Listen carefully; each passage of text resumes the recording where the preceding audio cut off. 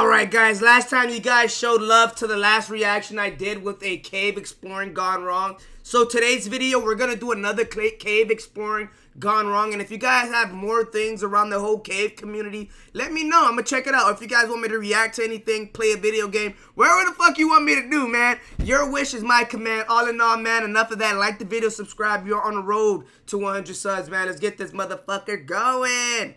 The hope of returning. That was crazy annoying. Let's get this motherfucker. They rarely envision I a don't know. tragic end to their journey. Regrettably, in this instance, what began as a pursuit of fun culminated in unforeseen devastation. Ugh. Two friends from Italy, 57-year-old Carlos Barbieri. And they look Italian now, but my God, the hairline on this guy, Carlos, whew, it was atrocious. I think my hairline is bad, guys. When you look at my hairline, it's not good at all, man. I needs a lot of work, but I've seen some bad hairline, and that's not a good hairline. But 44-year-old shout out to Carlos. Basso planned a cave diving Judge, right? in the underwater cave system of El Dudu Lagoon. Both individuals, known for participating in high-risk cave dives globally, lacked official cave diving certifications. An Italian diving instructor advised Carlos Basso to seek formal cave diving training. Basso's response reportedly conveyed overconfidence, dismissing the need for further instruction. Oh Basso my gosh, man. Sometimes you just gotta listen to the little things, bro. You have to do the little things. It's just like the example of, hey, man, go ahead and open up a smoke shop business, but you don't have the permit to even open up a smoke shop business. It's a little shit like that. Like, it's one of these type of moments. Like, bro, you need to go ahead and get some experience before you get inside that tunnel. He didn't take it? Allegedly replied, "There was nothing you could teach me that I already didn't know." Despite their extensive experience in open water diving, neither Barbieri nor Basso possessed the complete gear for such a dangerous dive. Nevertheless, they still went on to dive into the challenging caves of El Dudu Lagoon. And why would you go on a dive? What is there to explore besides rocks and water? Italian diver who knew Carlos Barbieri and Carlos Basso said, "To these divers, the danger is not real. It cannot happen to them. It can be summed up in two basic ways. One, pure ignorance. They are oblivious to the dangers because they are so far beyond their training. They don't know what they don't know. Two is ego, the chest-thumping bravado that one can do something so dangerous and get away with it." And then there's more to that, man. You going 393 feet. You get down there, you're getting deeper. You're getting fucking deep. 393 feet is no joke, man. Guys, think about it, man. You see a 7-foot tall human being, you're looking at him like, what the fuck? 393 feet. So that gives you an example of what the fucks that they're thinking at this point. This time, "Look, I dove in an underwater cave and I'm still here." When an untrained diver enters an overhead environment, they might as well be playing Russian roulette. The luck will eventually run out. What? The diver emphasized that individuals with such a mindset jeopardize their safety and pose a significant risk to others. This reckless approach can lead to scenarios where mistakes necessitate the involvement of specialized divers for rescue and body recovery operations. Consequently, this increases the risk of exposure for these professional divers, who must engage in complex and dangerous missions to address the consequences. What is the point of? I can see the regular cave exploring. What's the point of a cave exploring in the water?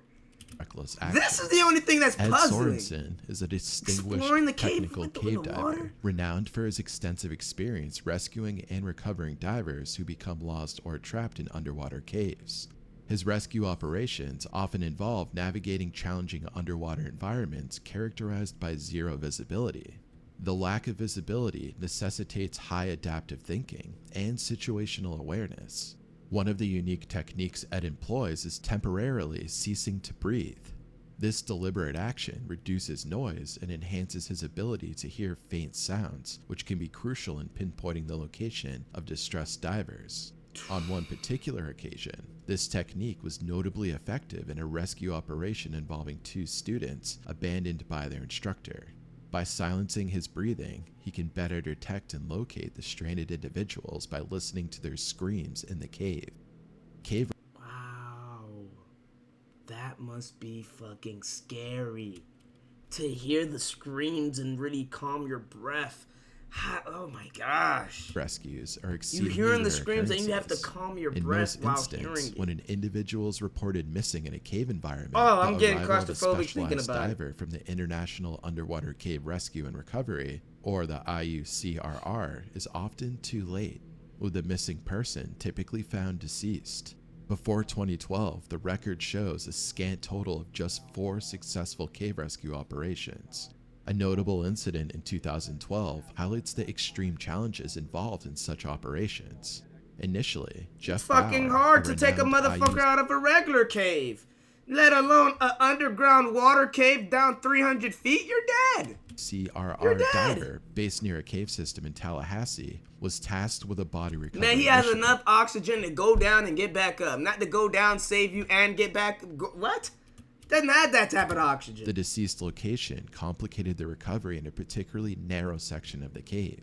Despite Bauer's considerable expertise in underwater cave navigation, he assessed the situation and informed the local sheriff's department that the body's recovery was not going to happen. However, the sheriff's department insisted the necessity of retrieving the body. Recognizing the task's extreme difficulty, Jeff Bauer recommended Ed Sorensen as the only diver with the requisite skills and bravery for such a perilous mission. Sorensen was promptly contacted for this daunting task. Upon notification, Sorensen and his team rapidly prepared his equipment, reaching the dive site in less than 10 minutes. The recovery operation was laborious and prolonged, involving 7 divers over 8 hours. Sorensen had to navigate through the narrow passages within the cave system. The mission's complexity escalated when he had to remove his diving gear to access a small opening. The body, in a state of rigor mortis, was wedged in such a manner that Sorensen found himself temporarily stuck while attempting retrieval. And I'm like, oh, what did I just do? Now there's 0 chance of getting him out. Ed had to meticulously manipulate the limbs of the deceased to push the body back through the constricted space. When questioned about how he copes with the psychological demands of such tasks, Ed has expressed a pragmatic approach. He acknowledges that while it may appear emotionally detached, his ability to focus solely on the technical aspects of the job allows him to perform effectively under such high stress and emotionally charged circumstances. That's so hard, man. I gotta give this guy credit, man, to do that. Oh my gosh. Imagine seeing a dead body underground and then you have to push limb by limb, find a way to get him, find a way to bring him back, not even safe, but bring him back to shore. Do all of that within a calm state of mind. This son of a bitch is a motherfucking hero without wearing a cape. On another occasion, Ed was sent a video of a trapped individual. His initial assessment focused on the possibility of the rescue. Observing the intricate nature of the cave's restrictions, he guessed that the trapped person faced considerable physical challenges to reach such a location. Recognizing the urgency, Ed utilized a special harness he had designed in 2012 for similar tight recovery missions. This harness featured a loop configuration encompassing the neck and armpits, facilitating uniform force distribution across the entire torso. It was a critical design element, as extracting a body, especially one submerged in warm water for an extended duration, carried the risk of ripping off body parts during retrieval. He typically conducts body recoveries independently, but the unique challenges of this operation required a collaborative approach. Recognizing the complexity of the task due to the body's state and tight cave restrictions, Ed decided to execute a backward extraction with the assistance of another diver, Mike Young. Mike played a critical role by holding Ed's leg with one hand and guiding a guideline with the other, ensuring Ed's orientation within the intricate passages. This arrangement allowed Ed to focus solely on maneuvering the body through the challenging restrictions. Then, he employed a protective bag and placed it over the entire body. The bag featured secure drawstrings to prevent accidental shifting during the recovery process. His approach emphasized the importance of bringing the bodies out in the best possible condition, considering the emotional needs of the grieving families who would need to identify their loved ones. While Ed approaches these grim tasks as part of his duty, he acknowledges that this line of work is not for everyone. Fuck no, you think this line of work is not, this line of work is only meant for the 1%ers of the world. Literally, this guy has the 1%er of type jobs. No one wants to be that. I'm sorry, man. If you're a cave explorer, regular cave explorer, hey, you can go ahead and do that. Underground water cave exploring? No. Stress symptoms. Underground cave. His primary concern remains providing closure to the grieving families through a meticulous and responsible water cave. Never mind, not underground cave. Lagoon, cave is underground. Also a sinkhole, but positioned over 100 miles from Santo Domingo, is a prominent natural feature in the Dominican Republic. This coastal site attracts visitors for activities like freshwater swimming, rock climbing, and a zipline experience over the lagoon. The left side of the sinkhole opens into a large tunnel, marking the start of a cave system. This tunnel extends about 100 meters and features a sizable air chamber approximately 50 meters inside. The cavern line begins at the yellow arrow marker on the right side, near a wall with breakdown slabs and a warning sign. This leads through a restricted passage to the cave's main line. The maximum depth here reaches 20 meters. At the tunnel's end, a steep slope ascends to about 6 meters, where a T-junction is encountered. To the right is an air pocket with breathable air, but no external access, while the left passage continues further into the cave. If you go down this passage, you have almost no chance of ever making it out alive. That's what I'm saying. I knew I wasn't tripping. You're going down 393 feet, let alone that's crazy. To get down more than where you're at right already, it's ridiculous. I knew I wasn't crazy. I said that from the beginning of the video. You can go back and play it. I said going down there is a death sentence. It's a death sentence. On the crisp morning of February 9th, 2019, at precisely 11:45 a.m., Carlos Barbieri and Carlos Basso explored the depths of the El Dudu sinkhole in hopes of finding a new unexplored secret passage in the connecting cave system. They reached the gateway to the daunting cave system. As they entered, their path led them through an extensive tunnel stretching deep into the cave. They then encountered a chamber unique for its rare natural feature, an air pocket. This small sanctuary in the depths provided a brief but crucial respite, a moment for them to pop their heads above the water, breathe fresh air, and prepare for the path ahead. But as they pressed on, the once wide passages of the cave began to transform. The corridors became increasingly narrow, turning into winding paths that tested them. When you get deep in that water thing, that pressure get applied. You ain't deep in that water. Stay calm and keep that breathing. Pressure is about to get applied. Turn and squeeze through these tight passages was a calculated risk, with the thought of the walls potentially cutting or pulling out their air hose, which connected to their dive tank. They reached a critical point as they approached the terminal section of the cave. They faced a deceptive ascent towards an alternate exit called Cueva de Lily. This exit, a misleading path, diverged from their initial route and guided them towards a different and potentially more treacherous cave system. At this point, their situation intensified dramatically. Their air supply, the lifeline in this underwater cave, were dwindling rapidly, bringing them closer. No turn back though? Turn back! To a critical threshold. In a harrowing development, one diver became entangled in the guideline, the thread that would lead them back out of the cave. The severance of this line plunged them into disorientation, erasing their path to escape. To make things worse, what? Play that back. What did he say? The thread that in a harrowing development, one diver became entangled in the guideline, the thread that would lead them back out of the cave. The severance of this line plunged them into disorientation, erasing their path to escape. To make things worse, they had inadvertently followed a false dive line, a remnant from previous explorers that could lead them further astray into that other cave system. By late afternoon of the same day, Carlos Barbieri and Carlos Basso had not returned from their dive. A friend alerted authorities, who then raised the alarm to rescue teams. The search team, consisting of Philip Lehman and Angel Compress, El Dudu management, and local authorities from Cabrera, the town nearest El Dudu Lagoon, coordinated a systematic approach to locate the divers. Philip and Angel set out for El Dudu, facing the uncertainty of where the divers might be in the extensive cave system. Their knowledge was limited to the fact that the two divers were unaccounted for, likely encountering difficulties within the cave.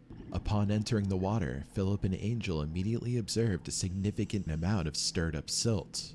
In underwater environments, silt is a fine particulate matter. When agitated, severely These guys think they're motherfucking what, Aquaman? reduces Get visibility. out of there! This phenomenon can transform clear water into an opaque, sightless environment, significantly impeding navigation and search efforts. The presence of excessive silt not only hindered their search, but also served as an indicator of recent activity and potential distress. This observation suggested that the Carloses had passed through the area, possibly struggling or encountering complications. Philip and Angel's challenge was navigating through this compromised visibility while methodically searching the cave's labyrinth of passages for the missing divers. Their strategy led them to a constricted passageway within the cave system. The team made a critical discovery: a severed guideline. Guidelines in cave diving are essential for navigation and safety. The presence of a broken guideline was a clear indication of a significant mishap, suggesting that the divers had encountered serious trouble. However, relying on the silt to indicate the diver's path proved problematic. At the same time, it guided them to an essential clue: the poor visibility. That guideline rope is a tiny ass rope. Look at that rope. You letting that guide you back? Look at that little ass rope. That's not necessitated gonna a break. temporary suspension of the search efforts. This pause was crucial for reassessing the situation, planning a safer That rope is approach, gonna and break. ensuring the safety of the rescue team amidst the treacherous conditions within the El Dudu cave system. In the aftermath of Carlos Barbieri and Carlos Basso's disappearance, the search efforts then persisted. But it was really hard for them to see in there with all the silt that was still stirred up, and they couldn't wait for it to settle because that could take days or weeks. Despite the rigorous and methodical approach, the divers could not locate either of the missing individuals. The situation took a grim turn when the team discovered the body of 57-year-old Carlos Barbieri in a narrow side passage of the cave. The location and position of Barbieri's body How did he was get there? What the fuck? problematic. He was tightly wedged in a space that was difficult to access. This predicament made the recovery of his body impossible. Yeah, he couldn't recover that. The National Speleological Society later reported that this side passage was extremely narrow, typically navigable only by divers equipped with side mount gear, which Carlos Barbieri did not have. In the following week, the search yielded no significant progress in finding the other Carlos. The complexity and scale Yeah, he ain't had that big ass tube. That tube would get you right. of the situation prompted the decision to seek additional expertise. Mike Young and Ed Sorensen were called to assist in the operation. However, they faced an unexpected obstacle upon arriving at the Dominican Republic's border. The local authorities initially denied them entry into the country. This decision was based on the government's awareness of the ongoing rescue operation. Concerned about the mission's perceived high risk and danger, the authorities hesitated to allow additional foreign rescuers to join the effort. A report published by the National Speleological Society sheds light onto the ensuing negotiations. Ed, leveraging his substantial experience and track record in rescue operations, convinced the local authorities to grant him and Mike Young entry into the country. However, this permission came with a stringent condition. They were given only 8 days to recover both bodies. After this period, the Dominican authorities would officially terminate the search. This ultimatum added a layer of urgency to an already challenging and sensitive mission. With Carlos Barbieri's body still trapped in the cave and Carlos Basso's whereabouts unknown. Man, at this point, leave the body in there. They're dead. Ed and Mike No faced offense, the daunting like, I don't task want to of sound like that navigating the guy, but they're hazardous dead. underwater terrain with a limited time frame, What's so important striving about to bring retrieving the closure body? to the tragic and complex situation. Ed entered the cave and maintained a grip on his guideline with one hand, while extending the other hand forward, feeling for any object that differed from the texture of the cave wall. This method led him to the body of Carlos Barbieri. The extraction of Carlos Barbieri's body presented significant challenges. Ed initially found it impossible to retrieve the body unaided due to its wedged position. He coordinated with a local team to bring down milk crates filled with weights. These weights were strategically used to lower Barbieri's body sufficiently to maneuver it out from the tight space where it was trapped. After about 4 hours of strenuous effort, Barbieri's body was recovered. The search for Carlos Basso continued the following day. Ed and Mike returned to the cave, pushing deeper into its furthest recesses. The exploration led Ed to the end of a passageway where he encountered a wall. It was here, in this narrow crevice, that he found Basso's body. The recovery of Carlos Basso posed a different set of challenges. Ed had to release his hold on the guideline to reach the body, relaying to Mike Young to maintain their shared connection to the dive line. Working carefully with one hand, Ed managed to retrieve Carlos Basso's body without requiring additional assistance. This tragic incident at El Dudu Lagoon serves as a reminder of the importance of proper training, certification, and adherence to safety protocols when engaging in any high-risk activity. I want to say thank you for joining me today. Well, I'll never go to El Dudu Lagoon ever again. Never again. I've never been there, but shit, I'll never even look to go there ever in my life. Never. Just never, guys. Like the video, subscribe if you haven't already. Road to 100 subs, man. If you guys want to see more of this, you already know, put it in the comment section. It's your boy Fetti to Squeezed, and I'm out.